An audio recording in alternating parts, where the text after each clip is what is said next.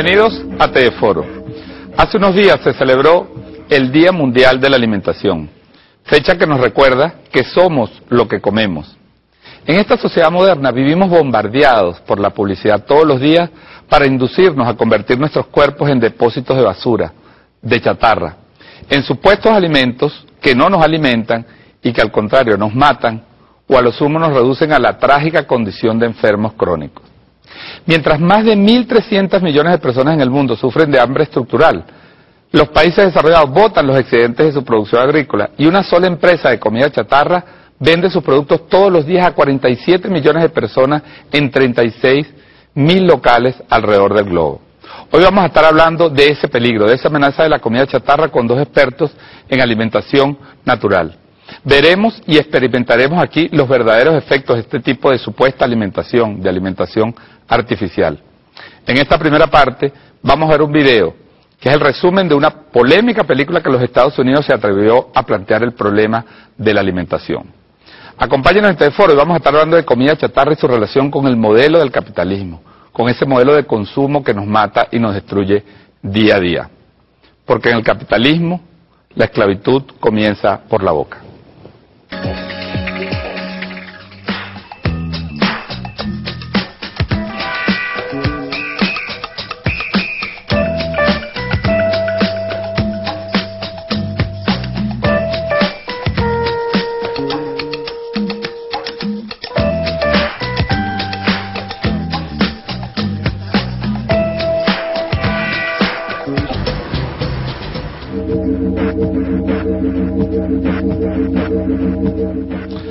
Bueno, veíamos ahí este primer video, aunque nos habla de esta película, por cierto, una película famosa que estuvo hasta prohibida en algunas partes de los Estados Unidos sobre el tema de la alimentación y la comida chatarra. Pero bueno, vamos a comenzar nuestro análisis de hoy presentando a nuestros invitados, dándoles la bienvenida a Daniel González, experto en alimentación natural. Bienvenido, Daniel. Gracias, muy amable y estamos para servirle.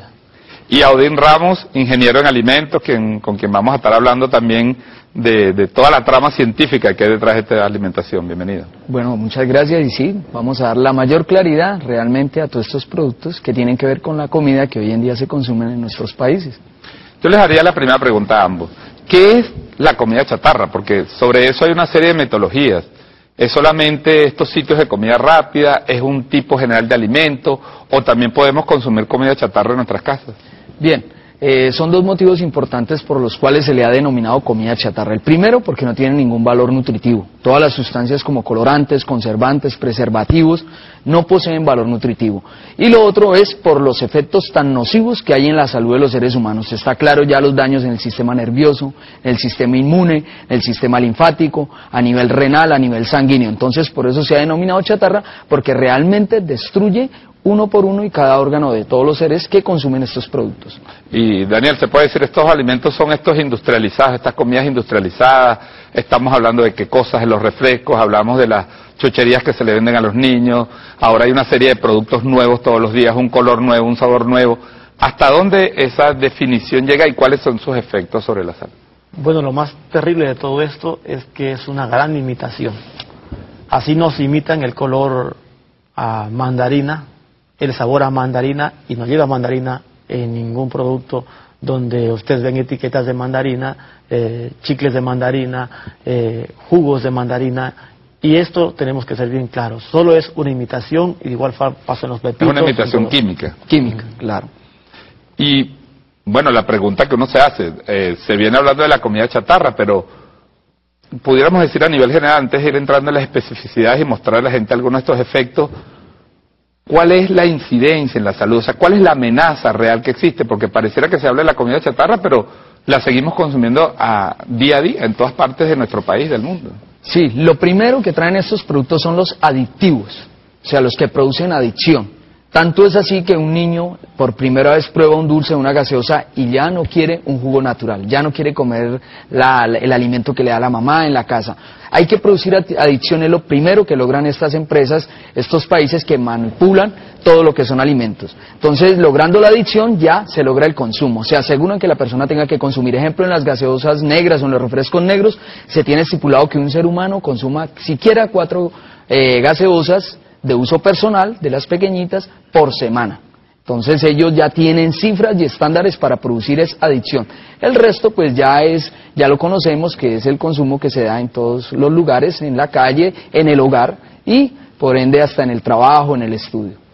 Fíjate, nosotros dijimos que hoy vamos a presentar pruebas de estas cosas. Yo quisiera, Daniel, por favor, ustedes trajeron una serie de experimentos que han venido mostrando en Venezuela en televisión. Por favor, si te puedes dirigir allá para conversar y para que veamos algunos de los efectos en el tema de salud, porque básicamente nos interesa, Odín, conversar el tema de los efectos de este tipo de productos. A mí me resisto a llamarlo alimentos, este tipo de productos industriales que se nos vende como comida. Entonces se está hablando hoy en el mundo de una pandemia de diabetes, de una verdadera pandemia mundial de enfermedades coronarias, de problemas a nivel respiratorio, de alergias en los niños. Y quisiéramos, Daniel, entonces, y Odín, que nos fueran explicando desde allá, ¿qué es lo que nos vas a mostrar, en este caso de los refrescos, como uno de los efectos que produce en la salud?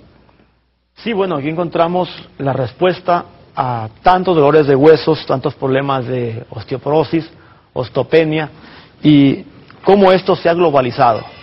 Y antes que eso llegara, se volviera masivo con el consumo, nuestros pueblos no sufrían de esas pandemias.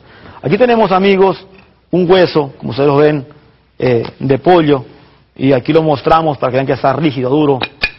Este hueso de pollo lo sumergimos solo por mediodía, un hueso de pollo sumergido por mediodía, y ya lo vemos aquí manchado. Y es del mismo color del refresco, donde fue sumergido. Ahí lo ven, oscuro. ¿Qué significa eso, Odín? ¿Esas manchas qué significa? Esa mancha es un químico que se llama negro brillante, que se usa en este tipo de refrescos. También se le conoce químicamente como el E151.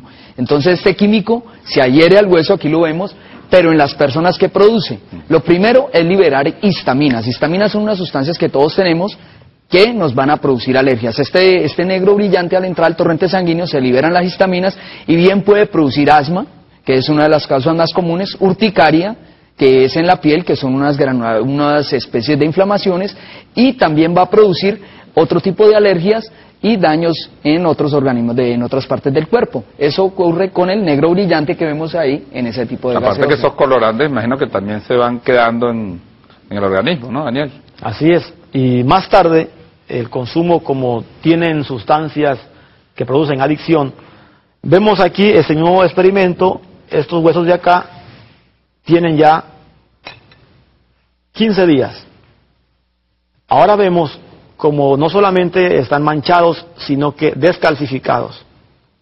¿Ve? Podemos apreciar allí cómo se arquea, cómo ha perdido el calcio, y allí ya vemos los problemas en la sociedad de osteopenia y osteoporosis. Incluso los discos vertebrales son manchados con esto, y esto facilita hernias discales y problemas en la columna, dolores de rodillas, y con esto se abre el espacio al comercio de la farmacología.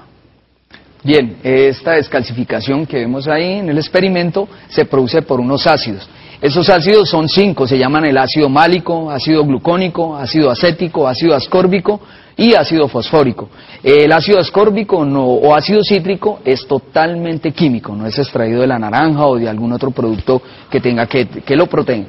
Entonces vemos que estos ácidos lo que más producen, ejemplo, en la mujer es descalcificación. Perdón, tú dices que el ácido ascórbico es un producto totalmente químico. Químico. Y pero lo venden en todas partes como sustituto supuestamente de la vitamina C o como vitamina C. No, es químico porque nunca hemos visto que a una planta de producción de estos refrescos lleguen con cantidades de frutas. O sea, ellos lo utilizan químico porque primero es de más bajo costo y de mayor rendimiento. Entonces esos ácidos que acabo de nombrar, sumado al alginato de sodio, galato propílico y otros químicos, son los que producen la descalcificación de los huesos. Si es en niños, pues más prematuramente van a tener problemas de osteoporosis. Y si es en adultos, pues también vamos a ver el mismo efecto.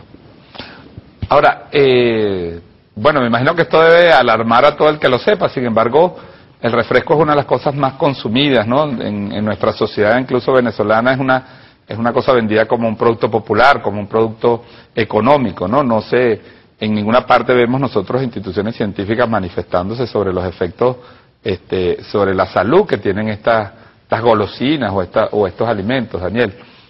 Y